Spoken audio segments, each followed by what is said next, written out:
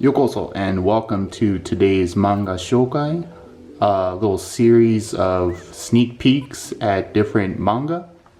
Today we have Tokyo Shinobi Squad Volume 1 in Japanese. Now Tokyo Shinobi Squad is one of the kind of newer series from Shonen Jump. Volume 1 just came out. I kind of describe it as like a Cyberpunk 2077 in terms of atmosphere meets Cowboy Bebop, LupinIII meets ninjas. It's a cool little mishmash of different flavors, but I really enjoy the atmosphere, and kind of the character designs are very cool and just has a very clean art style to it. It's the story is by Tanaka sensei and the art by Matsuda sensei. And first off, we can see the little Trigun endorsement, Naito sensei I should say, of Trigun fame. And so it's been getting a little bit of recognition. It's seen a little bit of mixed reviews, if I'm completely honest, but I really enjoy it, and the fans that do enjoy it seem to be spreading the word. And I really do hope that it continues a little bit longer. At the time of this video, it's about 15 chapters in, but without further ado, I just want to kind of delve in. I'm not going to show every single page, but give you a little look inside and maybe look at the extra pages, for example, and see what we got. My first time opening this bad boy up. Let's take off the little obi here and give you a full look at the... there it is, yeah. Really cool color scheme. The design, I really like it. The main protagonist, Jin Narumi right there, he uses kind of electromagnetic powers. Yeah, let's take a look inside. Yep, we got our little messages from Tanaka sensei and Matsuda sensei. Okay, yeah, the kind of the yellow and black theme there.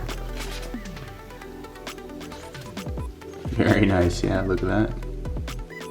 Little sketch of the sketch version of the cover. Yeah, just kind of some of the typesetting, I guess you could say. The logos, it just has a very cool design to it. And there's Jin right there. Very nice.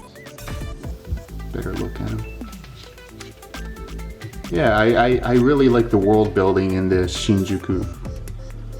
It has a lot of potential. It's a very kind of international, I think it's set in, I think I saw here on the Obi, 2049. Kokusai toshi to shita. Yeah, so it's kind of like an international hub now, Tokyo. So it's kind of that setting. It's very cool. Let's see if we can find some of the extra pages. There was Papillon. She's kind of the main girl. Jin's the Narumi Kai clan. Yeah, some of these drawings are just very, such a cool style to it. I really enjoy it. Oh, there's got to be an extra page around here. Yeah, this is what I was looking for. Look at Narumi Jin, the Narumi Kai. Yeah, so his ninpo, his ninja jutsu, I guess you could say, is electromagnetic. He's 18 years old, 173 centimeters, so that's about what, 5'9" or so? 5'8", 5'9". Says a little extra.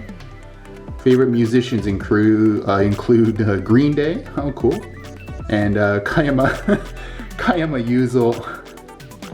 Okay, so Kayama Yuzo doesn't really mean anything to anyone who's not Japanese, I suppose, but he's kind of like a Japanese folk singer, kind of like catchy tune singer from back in the day. He's not really much now, I guess, but just like one of those things that people bust out in karaoke in Japan, so that's pretty funny.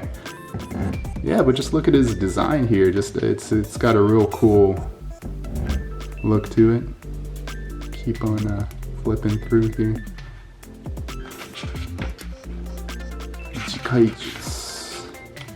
Yeah, so he uses his electromagnetic powers for all sorts of different uses, and that's what I really like about his design.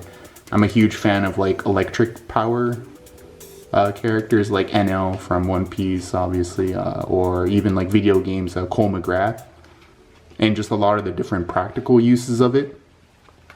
And I don't want to spoil anything, but in Infamous, they kind of take it to the next level at the end. There's N, the little Thai boy. He uses kind of like a memory jutsu. 11 years old, 148 centimeters. Skina eiga extras. So the movie that he liked, Wild Speed.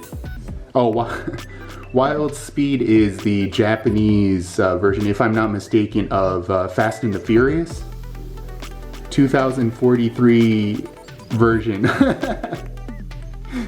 Yeah, I mean, it's with the rate that they're coming out with the Fast and Furious movies, I guess a 2043 version is not out of the question. Let's see. And that's Jin's other partner right there, Taiga. Yeah. And there's always these little ads inside. Dr. Stone. Yeah, take a quick look. Oh, and these things. These things are these little order slips for the store. So what they do, the store clerk takes it out of the manga before they hand over the manga to you after you purchase it. And then what they do is they stamp their little store stamp on here. And it already has all the order information. And the stamp provides the address for the store, and it's like a little quick order form, and you just throw it in the mail. Or I guess maybe you scan, I think you just order it in the mail. I'm assuming maybe it's, I don't know, I guess looking back on it, it's kind of an archaic style, but I'm sure like these days you just, when you purchase, it automatically orders a new one for the store or something. But it's just a cool little system. This has been around forever. So a little neat little look at that. That's Taiga right there. Oh, nice, a little extra page for him. Shimizu Taiga. Narumi Kai, Ikojutsu. So he, Mokojutsu, I'm sorry. It's like he does like a tiger, turns into a tiger kind of style. 17 years old, he's about 5'10". Extras. Oh, so he actually also does jazz music on the side, like as a jazz musician. That's pretty cool. Yeah, very cool style about him too, right? Now this is what I mean by like it kind of has that Lupin III or like Cowboy Bebop feel to it a little bit too. It's just this kind of clan, and each character has their own different little style. It's very cool. Yeah, let's see if we can find, yep, there we go. Papillon. From the Narumi Kai. She uses kind of like a string, almost kind of like Best Jeanist in My Hero Academia. 19 years old. And her extras is, oh, her interests are casinos, particularly Baccarat and Mahjong. Interesting. So she's a gambler. Very cool.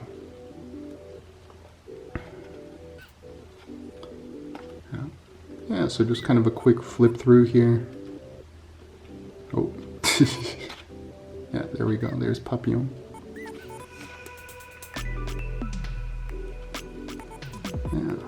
Yeah, so it's a manga that I really do enjoy. Oh, there's little extras pages and a little extra comic strip.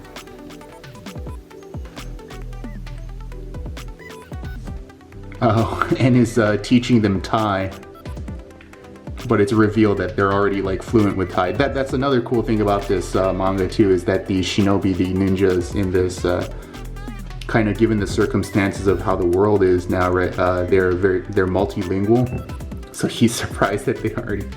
That's funny.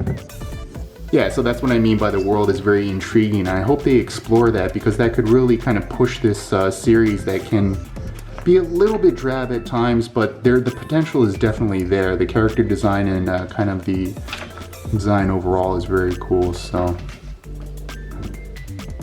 Oh, there we go. Is it English? Oh. Oh, no, I can tell already that this isn't the official translation though. It's kind of awkward English here and there. Not to bash whoever did this translation, but I'm pretty sure it's not. Anyways, a little manga shokai. Wanted to do this kind of as a little series here and there, introduce little different mangas. Maybe I'll bring, you know, English ones, especially obviously when Jujutsu Kaisen comes out. I'll give a little look at that. But I have a few in store, so appreciate you taking the time to watch this video, to listen. And yeah, thanks again for watching, and we'll see you next time. Mata yoroshiku.